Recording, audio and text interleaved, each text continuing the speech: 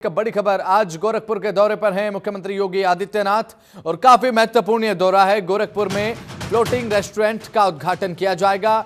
Marine drive पर मुख्यमंत्री योगी आदित्यनाथ उद्घाटन करेंगे। रामगढ़ ताल क्षेत्र को मरीन ड्राइव जैसा लुक दिया गया है। अयोध्या के मिल्कीपुर का दौरा भी यहां पर मुख्यमंत्री योगी आदित्यनाथ आज करते नजर आएंगे। 1000 करोड़ की परियोजनाओं का लोकार्पण उनके तरफ से किया जाएगा। ज्यादा जानकारी के साथ हमारे संवाददाता नंदन श्रीवास्तव हमारे साथ जुड़ चुके हैं।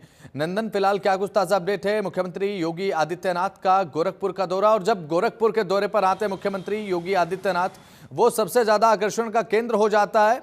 अब ऐसे में अगर सियासत की बात करें तो कहीं ना कहीं गोरखपुर को लेकर एक विशेष लगाव भी मुख्यमंत्री योगी आदित्यनाथ का देखने को मिलता है। नंदन, बिल्कुल, देखिए वसंत, निश्चित तौर पर गोरखपुर जब भी मुख्यमंत्री योगी आदित्यनाथ जाते हैं तो कहीं ना कहीं कई सौगातें वहां से देके आते हैं। चूंकि वहां पे मुख्यमंत्री योगी आदित्यनाथ का जो वहां पे पीठाधीश्वर हैं गोरखपुर के, और शुरू से ही वहां की जनता उनको पसंद करती है। वहां पे जब भी जाते हैं कुछ ना कुछ नई सौगात देके आते हैं। और अब जब गोरखपुर में वो हैं, आज गोरखपुर का जब उनका दौरा है, तो कहीं ना कहीं जो रामगढ़ ताल है यानी कि नौका विहार है, उस पर फ्लोटिंग रेस्टोरेंट का उद्घाटन करेंगे। और ये जो वहां की जनता है उसका लुत्फ उठाएगी, क्योंकि सबसे खूबसूरत बात है जो रामगढ़ ताल है, जो वहां पे नौका विहार होता है, शाम के समय सुबह के समय वहां पे दार्शनिकों की जो वहां भीड़ होती है वो देखने लायक होती है। वहां पे लोग घूमने जाते हैं, नौका विहार करने जाते हैं। और वहां की जो जनता है, चूंकि एक समय में गोरखपुर इतना कंजेस्टेड इलाका हुआ करता था कि वहां लोग जाने से बचते थे, लेकिन अब जब उत्तर प्रदेश के मुख्यमंत्री योगी आदित्यनाथ वहां के पीठाधीश्वर हैं तो गोरखपुर की रंग और रौनक दोनों ही बदल गई है। वहां का नजारा जो होता है देखने लायक होता है, वहां की भव्यता जो होती है देखने लायक होती है। और अब धीरे धीरे और भी खूबसूरत वो गोरखपुर शहर को करते जा रहे हैं। नौका विहार में फ्लोटिंग रेस्टोरेंट का उद्घाटन करेंगे और उसके बाद से वो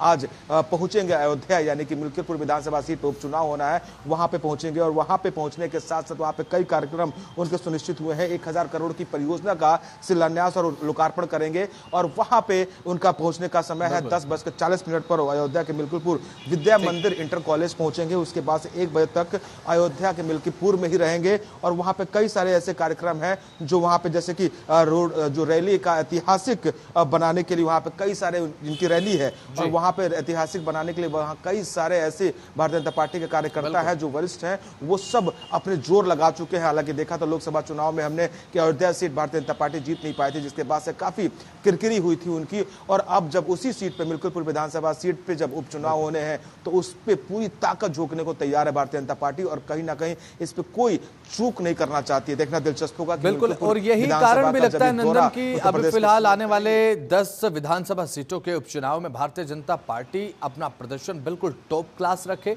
उससे पहले जरूरी है कि जनता के साथ बात की जाए, जनता के साथ ज्यादा से ज्यादा जमीनी स्तर पर जाके जुड़ा जाए, कार्यकर्ताओं का विशेषकर ध्यान रखें, और साथ ही साथ यहां पर सीधा लाभ जनता को दिया जाए। जो विकास कार्य हैं जल्द से जल्द उन्हें अपने अंजाम तक पहुंचाकर सीधा समर्पित किया जाए। यही कारण लगता है आने वाले उपचुनाव में बेहतर प्रदर्शन करना चाहती है भारतीय जनता पार्टी।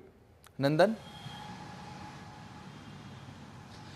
बिल्कुल बिल्कुल बसंत, देखिए जैसा कि मैंने बताया आपसे कि उत्तर प्रदेश से जो भारतीय जनता पार्टी को उम्मीद है वो एक अलग तरह की है। क्योंकि जितनी लोकसभा सीटें होती हैं या विधानसभा की सीटें होती हैं, कहा जाता है कि लोकसभा दिल्ली का रास्ता उत्तर प्रदेश होकर ही तय किया जाता है। और उत्तर प्रदेश में लोकसभा में जिस हिसाब से प्रदर्शन रहा भारतीय जनता पार्टी का, वो काफी निराशाजनक रहा। और यही वजह है कि तभी से अंदर खाने में खलबली मची हुई है। और अब जब खास करके अयोध्या सीट को लेकर, चूंकि अयोध्या राम मंदिर बनने के बाद ये कयास लगाए जा रहे थे कि उत्तर प्रदेश में भारतीय जनता पार्टी की जो पूरी की पूरी लोकसभा सीटें हैं वो जीत पाएगी, लेकिन आधे में भी भारतीय जनता पार्टी अपनी सीटें नहीं ला पाई। और अब जब उन्हीं जो 10 सीटों पर उपचुनाव होने, खास करके मैं बार बार रिपीट कर रहा हूं कि अयोध्या के मिल्कीपुर विधानसभा सीट, वहां की अगर आंकड़ों की बात की जाए तो वहां दलित वोटर्स वहां पे अच्छे खासे हैं, जो चुनाव का आंकड़े बदल देते हैं। उसके अलावा अगर बात की जाए तो वहां पे राजपूत और जो पंडित के वोट बैंक हैं वो अलग अलग है, उसको साधना बड़ा मुश्किल हो जाता है। इसी वजह से वहां की सीट का चयन करना, वहां प्रत्याशियों का चयन करना, चलिए ठीक है नंदन, इस दौरे पर अपनी नजर आप बनाए रखिएगा।